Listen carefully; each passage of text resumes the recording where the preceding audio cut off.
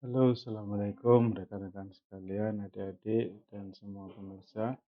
Kita lanjutkan pembahasan kita terkait dengan bagaimana membuat model ya. Kita sudah belajar bagaimana alur dari pembuatan model dari data, kemudian bikin model, melatih model, kemudian mengujinya, dan nanti kalau hasil pengujian nanti kita lakukan apa keperluan tambah fitur lagi ataukah nanti kita kemudian mengubah modelnya. Nah, sekarang dalam melakukan pelatihan ya atau melatih model, data yang kita peroleh itu anggap aja seperti ini ya, kita punya data yang sudah kita olah. Nah, ini datanya ini tidak semuanya untuk training ya. Jadi tidak semuanya untuk training. Jadi pembagiannya biasanya tergantung dari jumlah data ya. Jadi bisa jadi ada yang membagi antara 70% untuk ini adalah training, training ya, untuk pelatihan dan sisanya adalah untuk testing ya 30%. Ya, ini ada yang membagi seperti ini atau ada juga yang membagi 80-20 ya. Ini kalau datanya untuk mesin learning standar begitu ya. Atau ada juga yang membaginya menjadi datanya itu ya, ini dibagi lagi di dalam ada dua, ini namanya validasi, eee, validasi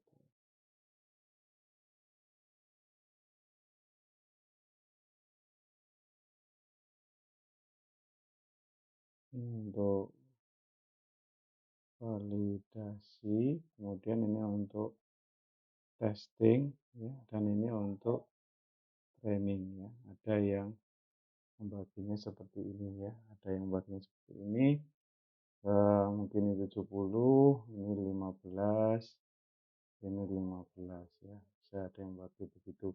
Atau ini 60, ini 20%, 20%. Jadi ada yang baginya seperti itu. Ya, eh, jadi tujuannya dari validasi itu tujuannya adalah untuk membangun modelnya. Jadi yang ini diulang-ulang ya. Jadi yang di sini sampai sini, sampai di validasi itu biasanya ini adalah untuk membangun model. Kebetulan membangun model tadi. Karena siklus tadi itu ya, yang muter tadi itu ya, model, kemudian evaluasi, kemudian fitur. Ini kan tidak siklusnya bukan ini siklus yang terus-menerus begitu ya.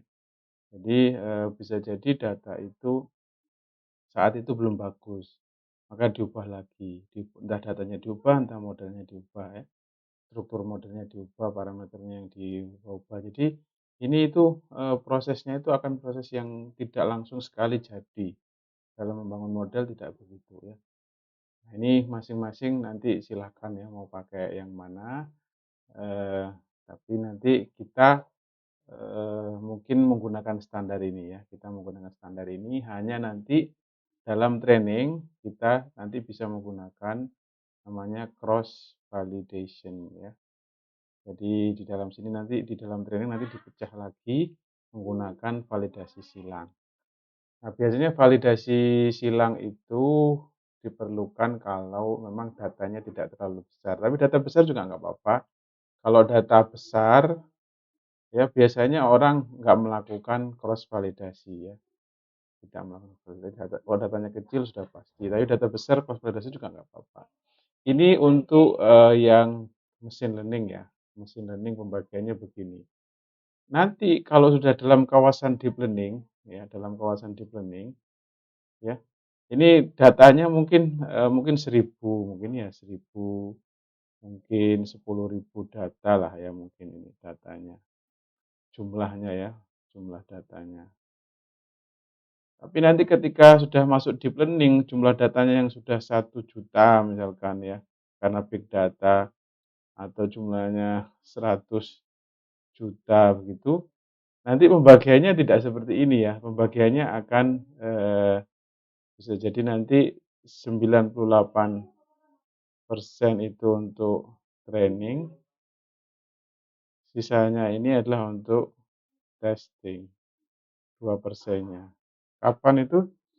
Nanti, ketika sudah big data ya, karena, big data itu perlu data yang besar untuk training ya, jadi testingnya tidak terlalu besar. Nah, tapi untuk saat ini, kita hanya masih di mana, di machine learning, jadi mungkin kita akan gunakan yang sebelah atas ini ya, karena kita belum masuk ke big data.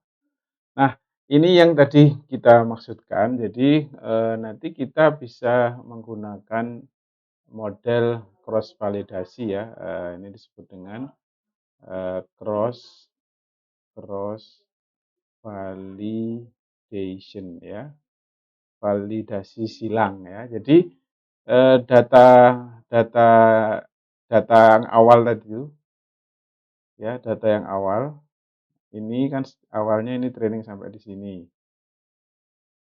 Nah, ini yang testing. Anggap aja ini 80%, ini 20% ya. Nah, yang 80% ini nanti kita bagi. Misalkan ini cross validasinya, ini cross validasi itu ada misalkan 5K cross validation misalkan gitu ya. Fivefold cross key validation kan, fivefold cross validation. Jadi maksudnya data training tadi dipecah menjadi 5 bagian. Satu, 2, 3, 4, 5 gitu. Nah, data ini nanti dipecah menjadi 5, nanti pelatihan diulang sebanyak 5 kali ya. Ini untuk kasus, cross validasinya itu 5K ya, fivefold ya, jadi 5 5 apa, 5 jadi ya 5 ya, 5K, 5 keyword validation ya istilahnya. Fivefold bahasa Inggrisnya itu, fivefold cross validation. Bahasa Indonesianya apa ya? Dibagi menjadi 5 lah datanya ya. Nah, dari 5 data itu nanti, 4 data, 1, 2, 3, 4, 5 ini nanti sebagai training, training, kemudian yang ini menjadi validasi. Nah, ini diulang menjadi 5 kali ya. Kalau yang mungkin percobaan pertama ini iterasi pertama, yang belakang ini jadi validasi. Nanti iterasi kedua, yang keempat jadi validasi. Yang lainnya jadi training. Iterasi ketiga, yang ketiga jadi validasi, yang lainnya training. Iterasi keempat, yang kedua jadi validasi, lainnya training. Iterasi kelima, yang pertama jadi training, validasi, sisanya jadi training. Nah, nanti kinerjanya paling mudahnya nanti melihat dari akurasi, ya, akurasinya diambil apa? Rata-rata dari masing-masing percobaan. Jadi di rata-rata. Jadi berarti dibagi 5 untuk kasus ini. Berarti nanti jumlah dari akurasi dari ini dibagi dengan jumlahnya ya. Jadi akurasi iterasi ke-1 sampai ke-5 itu berarti akurasinya berapa nanti dibagi 5 itu menjadi akurasi ya.